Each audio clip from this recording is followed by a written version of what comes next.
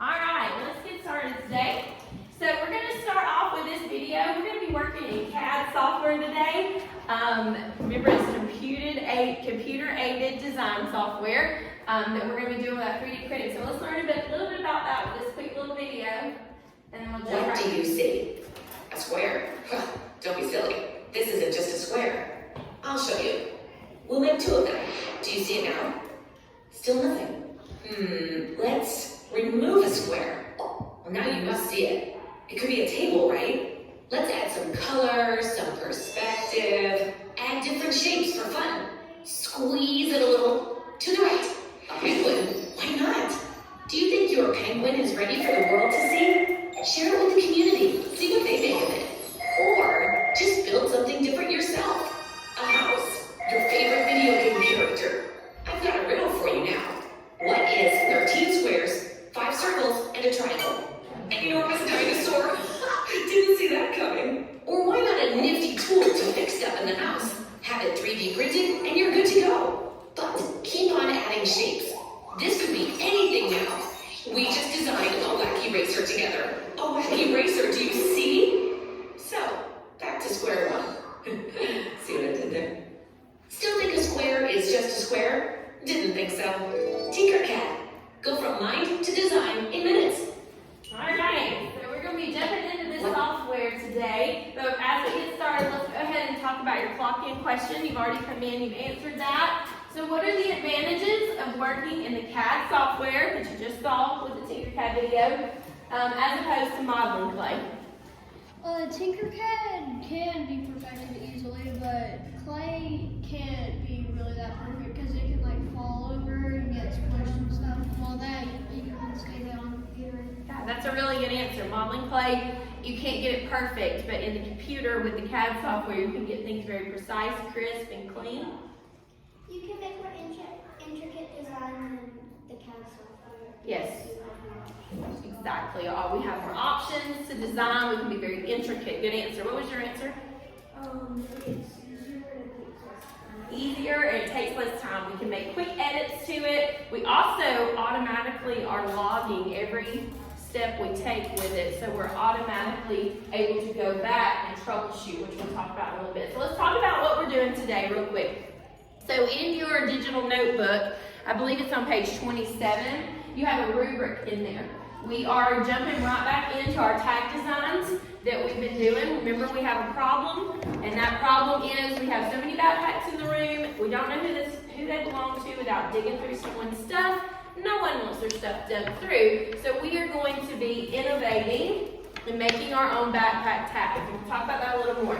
So we're going to use a rubric to evaluate our work, and that's on page 27 in your digital notebook, and I'll have it on the screen also. We're also going to use the Tinkercad computer-aided design software to make a 3D scale drawing of our tag. Okay? So let's keep going and let's jump right in. Let's backtrack a little bit. Let's kind of revisit the past few weeks of where we are so that we remember our product design process. Everybody remember that? Okay, step one. Remind me, what is step one? We've already done it. We have to do what? Yes, good, Kendall. Understand the problem. We have to understand the problem. And we did that by identifying a need for the product. Like I said, we have backpacks all over our classroom. We need to know who they belong to. So we're going to make a backpack tag to do that. We're going to pinpoint the criteria and constraints. Anybody can raise your hand and tell me what are some of the criteria and constraints that you have to meet for this backpack tag. It cannot be smaller, or it cannot be larger than an index card. 3 by 5 inches is the maximum we can print with the 3D printer. We can print larger, but that's our constraint criteria. It cannot be more than 1/8 of an inch thick. It could be up to a sheet of paper or 1/8 of an inch thick. It has to have multiple shapes in it, like more than one. Yes, like more if than it's just one. A square, that would meet the criteria. Very good. It has to have more than one geometric shape combined. Yes. It can only be printed in one color. One color. It has to be printed in one color, and it has to take 30 to 60 minutes to print. The ring hole has to be 1/8 diameter and 3/8 for the end. Yes, where we put our ring hole so that it can loop to our luggage tag rings. It has to be 1/8 of an inch and 3/8 of an inch inset, just like this one right here. Yes, ma'am. Your name on it has to be big enough to be able to see from 6 feet away. That was the most important part. We almost forgot, right? We have to be able to see our name 6 feet away. Who can tell me step 2 of the product design process that we've already done before I show you? Who remembers? What did we do next? We found out our problem, and then yes, you're on the right track. We researched. Remember, we researched the problem. What did we research? What company did we use to do our research? Walmart.com. We looked for those luggage tags. We gathered information relating to issues, other products that have already been made, and we made sure that we knew as much as we could know about luggage tags so that we could innovate and move forward in making our own luggage tag. So now we're at step 3, designing the product. And remember, we've already done some sketches to get our ideas on paper. Last week we did a scaled 1-to-1 drawing on graph paper, and then we modeled our prototype using modeling clay. So guess what you get to do this week? You're getting in CAD software and you're designing it. And guess what you're doing next week? Or when I see you again. You are going to be printing it in the 3D printer, okay? So that's the next step, which would be step 4, testing the product. After we get it printed, we'll make sure it meets all our criteria and strengths. So, what are some possibilities and limitations of designing models with CAD software? You kind of answered that in your question this morning. When you think of limitations, it might be, maybe you could think negatives, and when you think possibilities, maybe we think positives. So what are some negatives and positive thoughts here with this software? A negative of it is sometimes it's really tedious. Okay, it can be very tedious, and that can be frustrating, right? Okay, what else? It's like if you get like hacked or something, then or maybe like the software has been updated or something, then the files could just get erased. You can you can lose your files easily with the digital, or someone can hack in and take your work. What else, Allison? There's some more. All right, so that is correct. Those are some limitations there, and you were saying, we could be hacked, lots of things. So what are the positives though? What are the good possibilities of using CAD software?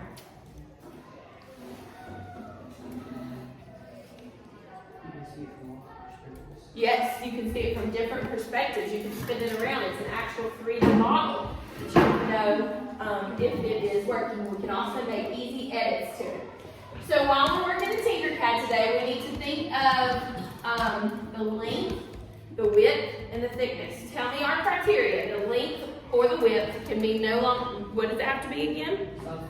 3 by 5. Yes, index card 3 by 5, and the thickness is 1/8 of an inch. Remember when we talked about those geometric shapes, we have to group them together in the software. And last week when you were doing the practice lessons, how many of you got to the group it lesson?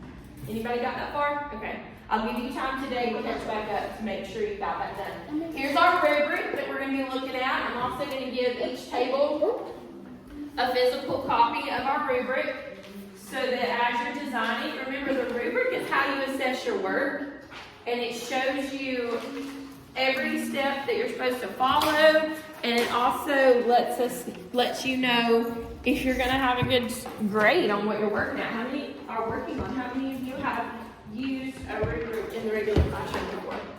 Okay, so you're very familiar with it. Good.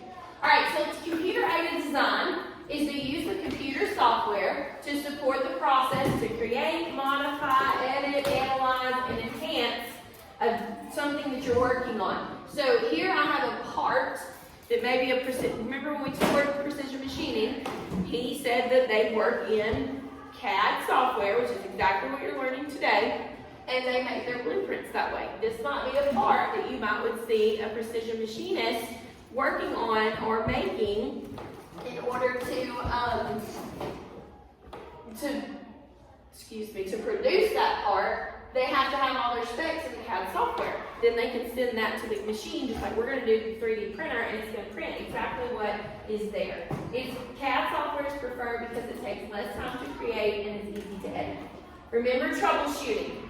What you were saying a minute ago about some of the negatives is it can be frustrating because you may have something in the computer, you think it's perfect, Then you go to print it on the 3D printer, and it may not print just right.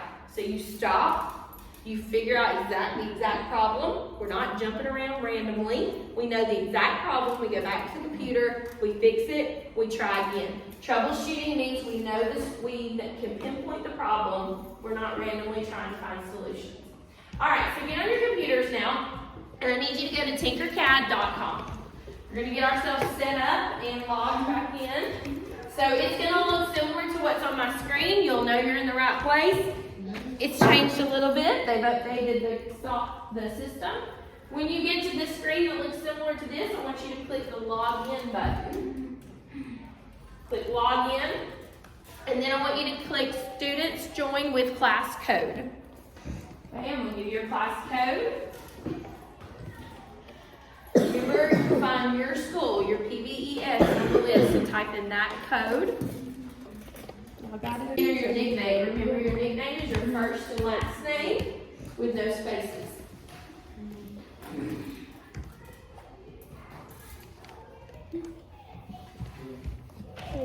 Everybody there? Getting there?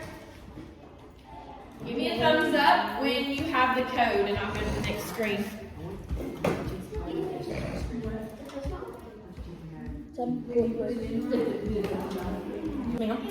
You got it? You're ready? Okay.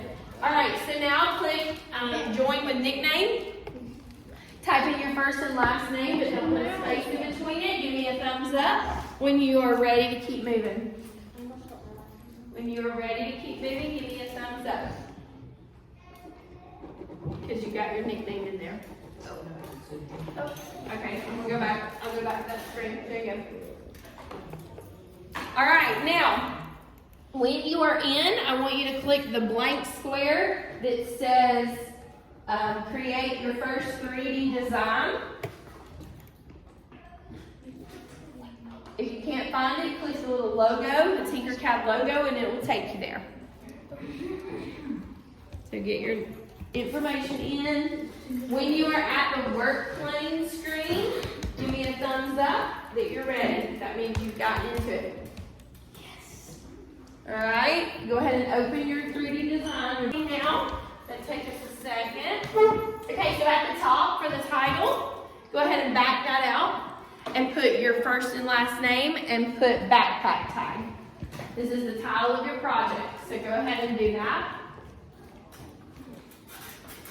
You're going to title it your first and last name, and you're going to put backpack tag.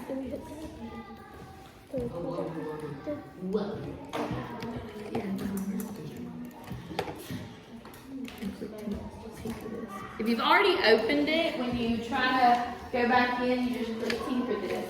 Okay, so after you got your title at the top, come down to your snap grid. We talked about this a little last week. It needs to be in inches, not millimeters. So you're down there and make sure it says 1/8 of an inch. If it does not, then you need to click settings. It should have saved it hopefully from last time, but if it did not, go click settings, and where it says units, click the drop down box and put inches, and then make default. Inches. Alright, thumbs up if you're in inches and you have your title. Give me a thumbs up if you're ready to move forward. You have a title with your name in it, and you have, it says inches in your snap grid. Awesome sauce. Ready to keep going. Very good, guys. Alright, so last week we started working in Tinkercad a little bit, and you started the lessons to learn how to use the software. Most of you did not finish it, okay? So I'm going to give you about 10 minutes. Follow these instructions. Let's go to the logo square real quick. We'll come back to that work plane that you just set up to work in. That's where you will design your actual backpack tag today. But now we're going to finish our lessons real quick. So click resources, and then click learning center. And then you can click place it, or whichever one you stopped with. I want you to pause before you work on those. I'm going to give you the next steps because some of you finished and some of you are still trying to finish. So we're at two different places, and that's okay, but I want to make sure the people that need to continue keep going. Okay? So What you're going to be doing if you've already finished your lessons and you know how to use the software because you did the lessons, you're going to begin designing your scaled one-to-one backpack tag inside the software. Remember that in order your work plane that you see in the computer, that is like the bottom of the printer, the 3D printer. Whatever you design has to lay flat on that surface of the work plane. Because remember, how does a 3D printer print? What does it do? Bottom up, layers like a cake. So you have to have a foundation for it. It has to be laying on the work plane, okay? Next week, we will be printing what you designed today. Your rubric is right here, but you also have it at your table to guide you and to guide your thinking, and it has all of the steps that you are supposed to be following. And also, I'll have them up here, your criteria and constraints, so that you can see it. So, everybody should be working on their design or finishing their how-to lessons. And then when you finish your how-to lessons, your design. Do I have any questions? Do I need any assistance?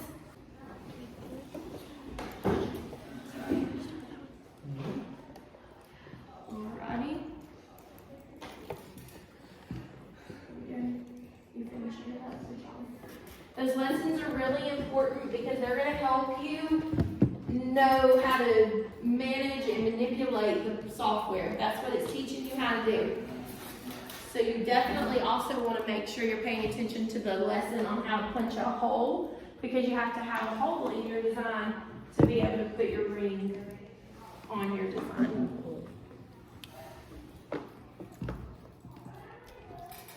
All right, so here is what we're working on. Some of the student designs they're getting together for their backpack tags.